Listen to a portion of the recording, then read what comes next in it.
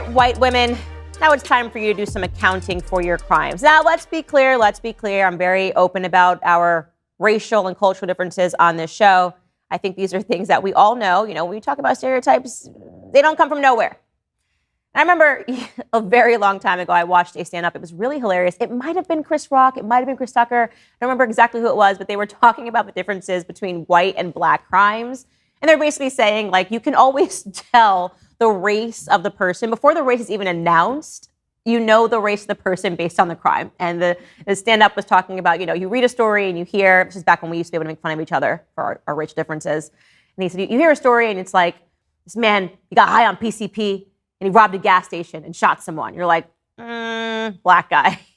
It's like, you hear a story and you hear that he followed her for 2 years. He wrapped her body in styrofoam. He removed each of her nails. And you're like, that's going to be a white guy. You know, our brains are not working the same. And there's one crime that before I even see a picture of the person and they're arrested, I'm very aware that it's going to be a white woman. And that crime is in the territory of teachers that keep sleeping with their students. It's an exclusively white crime. And it's been going on forever. I remember the story of Mary Kay Letourneau. I was obsessed with Mary Kay Letourneau. When Mary Kay Letourneau went to prison, she just couldn't help herself. She was in love with him. And it's always the same story, right? The teacher has a full-blown marriage. She's happy. She's got kids.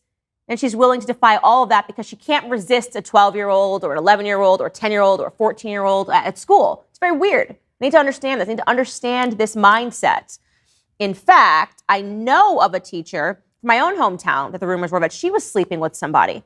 I have a theory. Before I get into the story, I'm going to tell you what my theory is, okay? I think these women were losers in high school. They weren't the cool kids in high school, and they kind of get to go to high school again and relive their lives, and then they find what they think to be like the cool kid, and they start a relationship. This is my theory. I'm sticking to it because that was the circumstance of a teacher from my own home district who never got caught, who slept with a football player. She was a total loser when she went to the high school, and then she went back and became a teacher, and then she had this affair with what she perceived to be like the cool football guy. So that's my theory. Now I'm going to tell you about Melissa Rockensees because she's the most recent in this epidemic of white women that are sleeping with students. Melissa Rockensees was caught. She was sending really sick messages, to a 14-year-old student. She is from Queens, and she is now being charged with rape, criminal sexual act, and acting in a manner that is injurious to a child that is less than 17 years old. The child in question is 14 years old. The teen obviously is not being identified, but is speaking out to the press about what happened. Now, Melissa Rockensees is a mother of 3. He claims the story went like this. She began messaging him on Instagram, sending a slew of lewd messages, including one that allegedly said that I will be moaning for you all day. Now, how did this affair get started? Well, he first emailed her over a problem that he had with another kid at the school because he felt comfortable with her. She made him feel comfortable. He had an issue with another kid. They began emailing, and those emails then became much more vulnerable. He says, quote, I was vulnerable with her. I'm smart, but I don't make good decisions. I work off of impulse. Well, that makes sense because you're 14 years old. If someone says, let's go do something, I'd say, all right, let's go do it, he said. Again, that makes sense because his brain is not developed yet, right? This is a 14-year-old child that we are talking about. Over the course of almost a year, the victim claims that she began sending the depraved messages via Instagram in between taking care of her children. I'd like to remind you again that this woman has 3 children of her own.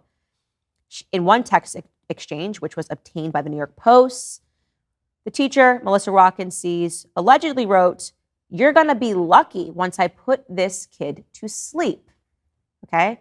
How depraved that is. She has a young child who she is putting to bed, and she is trying to turn on her 14-year-old student by saying, you're going to be lucky because as soon as I get this kid down, you're going to get some sexy messages from me. In another text that was seen by the outlet, she also wrote, I want you so bad, and now I got to go read kids' books. Like, what the F? Why do I have to put down my own kid, essentially, is what she's saying here, when all I can think about is you. This woman is disturbed. It's absolutely sickening to read this. She also wrote to him, study up on your technique, and I'll be moaning for you all day and all night, Daddy. I want to be able to kiss those lips of yours.